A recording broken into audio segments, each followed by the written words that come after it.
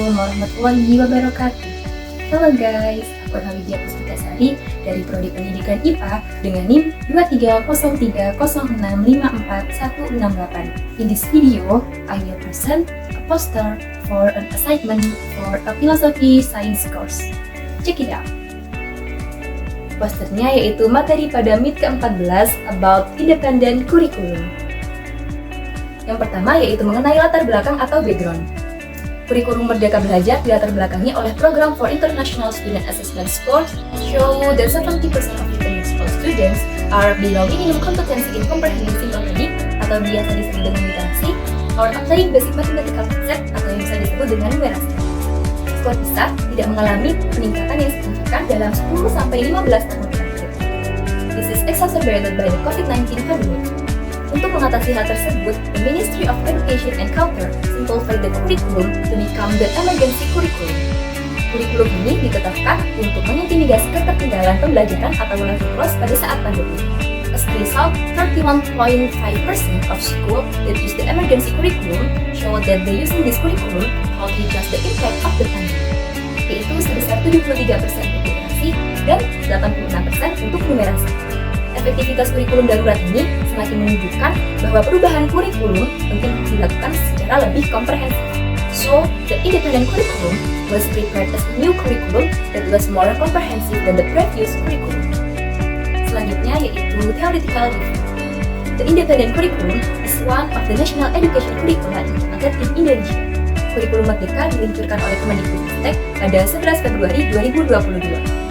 Mengutip laman Kemendikbudristek, kurikulum Merdeka adalah kurikulum dengan pembelajaran intrakurikuler yang beragam, di mana konten akan lebih optimal agar peserta didik memiliki waktu yang cukup untuk mendalami konsep dan menguatkan kompetensi. From several scientific articles, there are various educational philosophy that underlie the concept of the independent curriculum, namely the philosophy of progressivism, the philosophy of essentialism, the philosophy of constructivism, and the philosophy of humanism.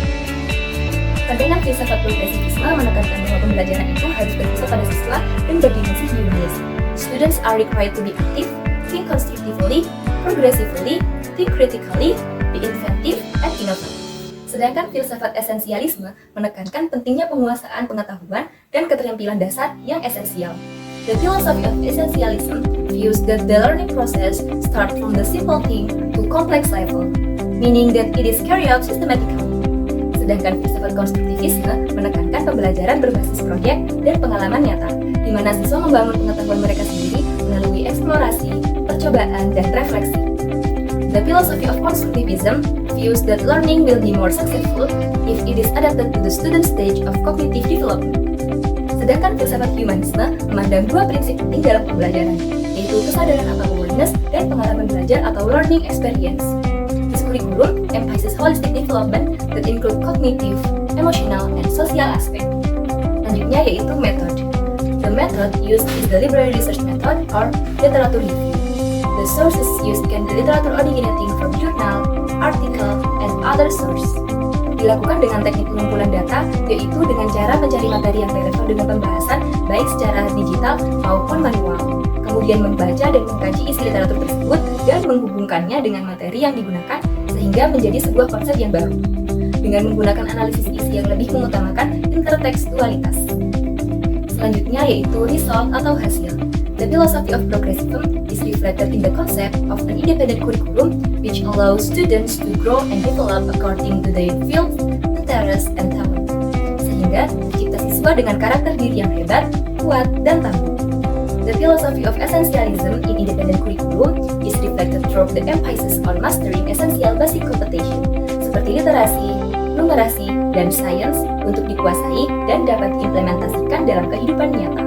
The philosophy of constructivism means that knowledge is obtained from the result of students' direct experience with the object being studied in the environment around them. Melalui pengalaman belajar yang dialami peserta didik tersebut akan membentuk konsep berpikir mereka. The philosophy of humanism is in line with the concept of independent learning in an independent curriculum where assessment must be carried out holistically. Tidak hanya kemampuan kognitif saja, melainkan juga keterampilan proses dan pengembangan karakter. So, in the context of the independent curriculum, it is deemed that there is no need for a ranking system which will only create gap in students. The most dominant views in independent curriculum is progressivism. The independent curriculum reflects the dominance of progressivism in creating education that is dynamic and in line with current development. Pelaksanaannya berpusat pada peserta didik dan bertujuan untuk mengembangkan berbagai aspek kemampuan individu dalam menghadapi tantangan zaman yang semakin kompleks. Yang terakhir yaitu conclusion atau kesimpulan. The independent curriculum is an education curriculum in Indonesia which was launched on February 11, 2022, which is a solution when Indonesia is experiencing learning loss due to the COVID-19 pandemic. The underlying philosophies are the philosophy of progressivism, the philosophy of essentialism, philosophy of humanism, and philosophy of constructivism. The most dominant views in the independent curriculum is progressivism.